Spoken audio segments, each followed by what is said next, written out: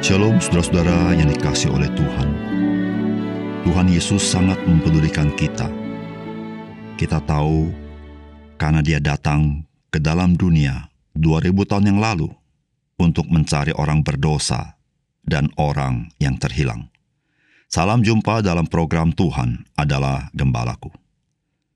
Apakah saudara pernah merasa tersendiri? Tersendiri bukan sekadar memang sendirian, melainkan sebuah perasaan ketersendirian. Kapankah perasaan seperti ini sangat kuat ada di dalam batin kita? Yaitu ketika kita mengalami bencana di dalam kehidupan ini, dan kita merasa menanggung semuanya seorang diri, dan tiada seorang pun yang bersama-sama dengan kita. Saudara, perasaan ditinggalkan merupakan pukulan yang sangat berat setelah pengalaman bencana.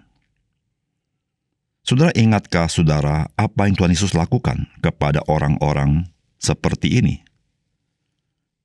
Yakni Zakeus, perempuan yang mengalami pendarahan 12 tahun, orang lumpuh di tepi kolam Bethesda, orang buta yang berseru-seru di tepi jalan ke Yeriko. Saudara, Yesus hadir di dalam kehidupan mereka. Bukankah Yesus Kristus yang kita butuhkan dalam hidup kita? Sejak perjanjian lama, Dia telah diperkenalkan namanya, yaitu Immanuel, Allah beserta kita. Dan sejak kelahirannya, namanya juga disebut Immanuel. Dan ketika Ia akan pergi ke sorga, Ia berkata bahwa Ia akan menyertai kita sampai kesudahan zaman. Saudara, Yesus Kristus selalu hadir dalam hidup kita, baik dalam keadaan kita suka ataupun duka. Saudara, kehadirannya memberitahukan bahwa kita tidak pernah ditinggalkan sendiri. Mari kita membaca Yeremia pasal yang ke-40. Firman yang datang daripada Tuhan kepada Yeremia sesudah ia dilepaskan dari Rama oleh Nebuzaradan, kepala pasukan pengawal yang telah menyuruh untuk mengambilnya terbelenggu pada tangannya di tengah-tengah semua orang buangan dari Yerusalem dan Yehuda yang hendak diangkut ke dalam pembuangan ke Babel. Kepala pasukan pengawal itu telah mengambil Yeremia dan berkata kepadanya, Tuhan Allahmu telah mengancamkan malapetaka ini atas tempat ini, dan ia telah melaksanakannya. Tuhan telah melakukan apa yang diancamkannya oleh karena kamu telah berdosa kepada Tuhan dan tidak mendengarkan suaranya, sehingga terjadilah hal ini kepada kamu.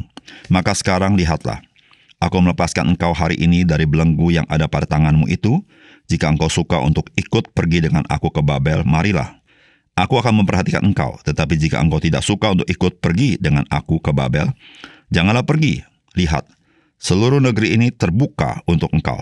Engkau boleh pergi kemana saja engkau pandang baik dan benar. Engkau boleh kembali kepada Gedalia bin Ahikam bin Safan yang telah diangkat oleh Raja Babel atas kota-kota Yehuda, dan tinggallah bersama-sama dia di tengah-tengah rakyat, atau kemana saja engkau pandang benar, pergilah ke situ.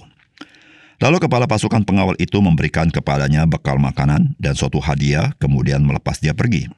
Jadi pergilah Yeremia kepada Gedalia bin Ahikam di Mispa, dan diam bersama-sama dengan dia di tengah-tengah rakyat yang masih tinggal di negeri itu. Ketika semua panglima tentara yang masih berada di luar kota dengan orang-orangnya mendengar bahwa Raja Babel telah mengangkat Gedalia bin Ahikam bin Safan atas negeri itu, dan bahwa kepadanya telah diserahkan pengawasan atas laki-laki, perempuan, dan anak-anak, yaitu dari orang-orang lemah di negeri itu, yang tidak diangkut ke dalam pembuangan ke Babel. Maka pergilah mereka kepada Gedalia di Mispa. Mereka ialah Ismail bin Netanya, Yohanan bin Karea, Seraya bin Tanhumet, anak-anak Efai, orang Netofa itu, dan Yesanya, anak seorang Maaka, bersama dengan anak buahnya. Lalu bersumpahlah Gedalia bin Ahikam bin Safan kepada mereka dengan anak buah mereka, janganlah kamu takut untuk takluk kepada orang-orang Kasdim itu. Tinggallah di negeri ini dan takluklah kepada Raja Babel, maka keadaanmu akan menjadi baik. Dan aku sendiri, aku menetap di Mispa untuk bertindak sebagai wakil di depan orang-orang Kasdim yang akan datang kepada kita. Tapi kamu ini kumpulkanlah saja hasil anggur, buah-buahan dan minyak, kemudian simpanlah sebagai persediaan, dan tinggallah di kota-kota di mana kamu hendak menetap. Juga ketika semua orang Yehuda yang ada di Moab, di antara Bani Amon, di Edom dan di negeri-negeri lain mendengar bahwa Raja Babel telah membiarkan tinggal sisa rakyat di Yehuda dan mengangkat Gedalia bin Ahikam bin Safan atas mereka, maka kembalilah semua orang Yehuda dari segala tempat kemana mereka telah berserak-serak dan masuk ke tanah Yehuda kepada Gedalia di Mispa. Mereka mengumpulkan hasil anggur dan buah-buahan amat sangat banyaknya. Pada suatu kali Yohanan bin Karea dan semua panglima tentara yang masih berada di luar kota datang kepada Gedalia di Mispa, dan mereka berkata kepadanya, "Tahukah engkau bahwa Baalis, raja Bani Amon, telah menyuruh Ismail bin Netanya membunuh engkau?"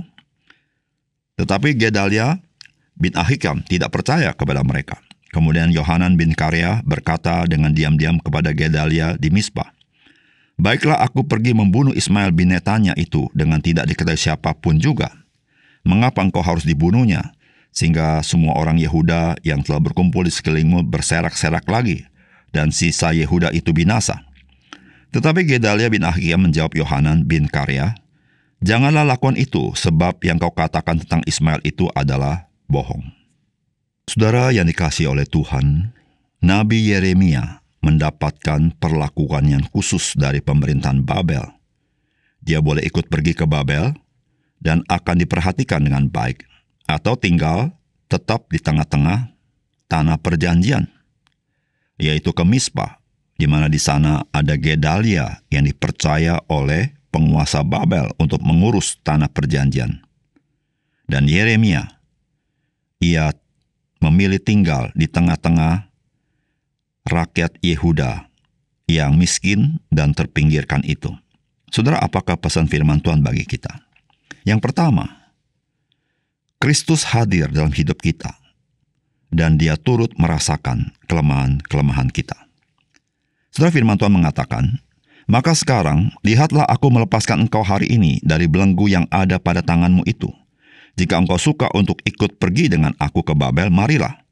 Aku akan memperhatikan engkau. Tetapi jika engkau tidak suka untuk ikut pergi dengan aku ke Babel, janganlah pergi. Lihat, seluruh negeri ini terbuka untuk engkau. Engkau boleh pergi kemana saja engkau pandang baik dan benar. Engkau boleh kembali kepada Gedalia bin Ahikam bin Safan yang telah diangkat oleh Raja Babel atas kota-kota Yehuda, dan tinggallah bersama-sama dia di tengah-tengah rakyat. Atau kemana saja engkau pandang benar, pergilah ke situ." Lalu kepala pasukan pengawal itu memberikan kepadanya bekal makanan dan suatu hadiah, kemudian melepas dia pergi.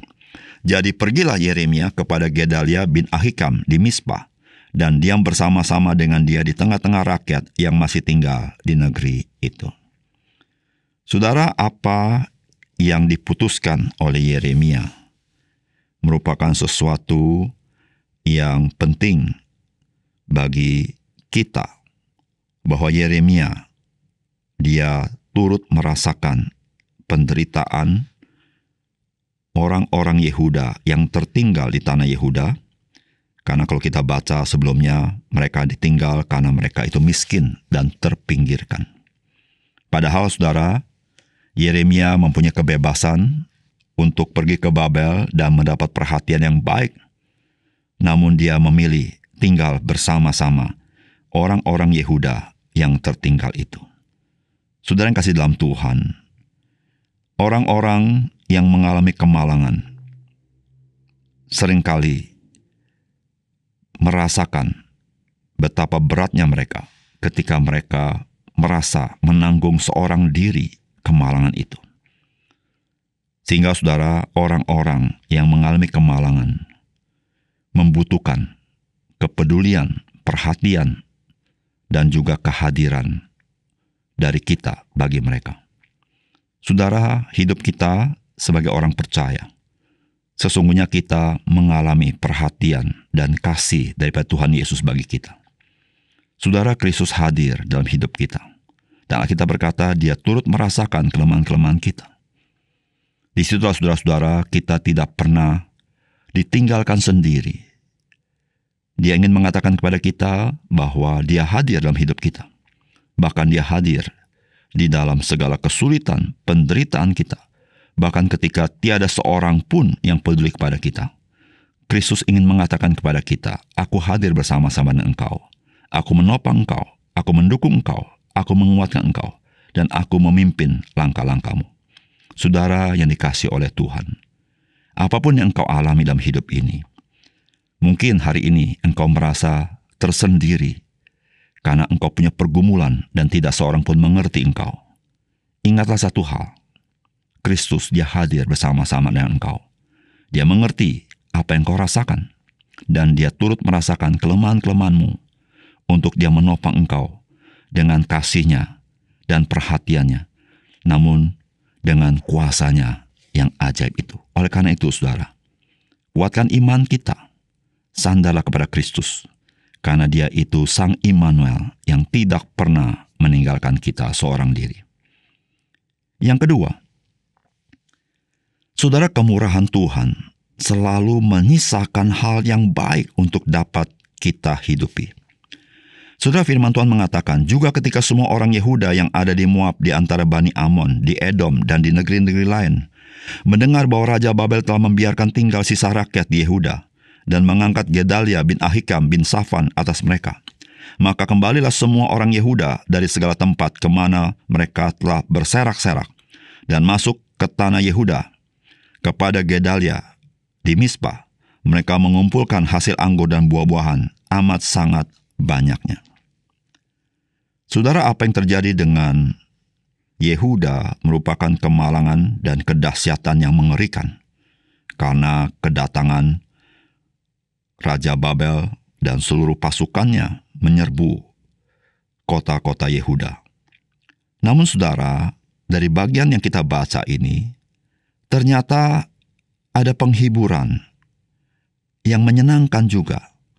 Karena kalau kita baca, ternyata di tanah Yehuda, orang-orang di sana masih bisa mengumpulkan hasil anggur dan buah-buahan yang amat sangat banyaknya, yang dapat dinikmati. Lalu mereka masih dapat hidup di sana dengan baik. Saudara, di tengah-tengah kemalangan orang-orang Yehuda, saudara, kita ingat kemalangan mereka itu karena penghukuman Allah. Namun saudara, ketika kita membaca bagian ini, Tuhan yang menghukum, tetapi Tuhan juga yang bermurah hati bagi mereka. Tuhan tidak menghabisi semuanya sampai mereka binasa semuanya.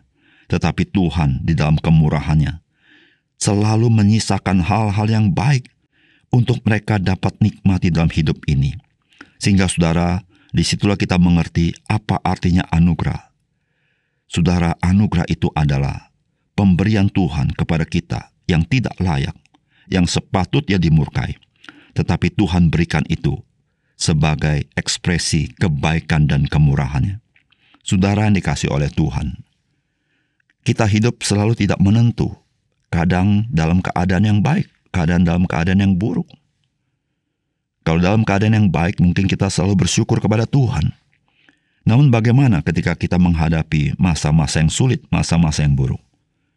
Saudara, bagian firman Tuhan ini mengingatkan kepada kita. Dalam masa-masa seperti itu, saudara, tetap ada kemurahan Tuhan yang selalu menyisakan hal yang baik untuk dapat kita hidupi, untuk dapat kita nikmati. Sehingga saudara, di situ kita menyadari anugerah Tuhan yang tidak pernah Tuhan tahan dari kehidupan kita. Anugerah demi anugerah, Dia limpahkan dalam hidup kita. Oleh karena itu saudara, apapun kondisi dan situasi yang kita hadapi, saudara, mari kita memandang wajah Tuhan dan kita bersyukur kepada-Nya. Tuhan di dalam kemurahannya selalu masih menyisakan hal yang baik untuk dapat kita nikmati dalam hidup ini. Oleh karena itu saudara, mari kita menghitung segala berkat Tuhan itu, sehingga kita selalu punya hati yang selalu bersyukur dan selalu melihat anugerah Tuhan itu dalam hidup kita. Mari kita berdoa. Bapa surga, terima kasih untuk kebenaran firman-Mu. Kami bersyukur melalui bagian firman Tuhan ini, mata rohani kami dicelikkan akan kemurahan Tuhan yang selalu menyertai hidup kami, kehadiran Tuhan yang selalu menguatkan kami. Terima kasih Tuhan, dalam nama Tuhan Yesus kami berdoa. Amin.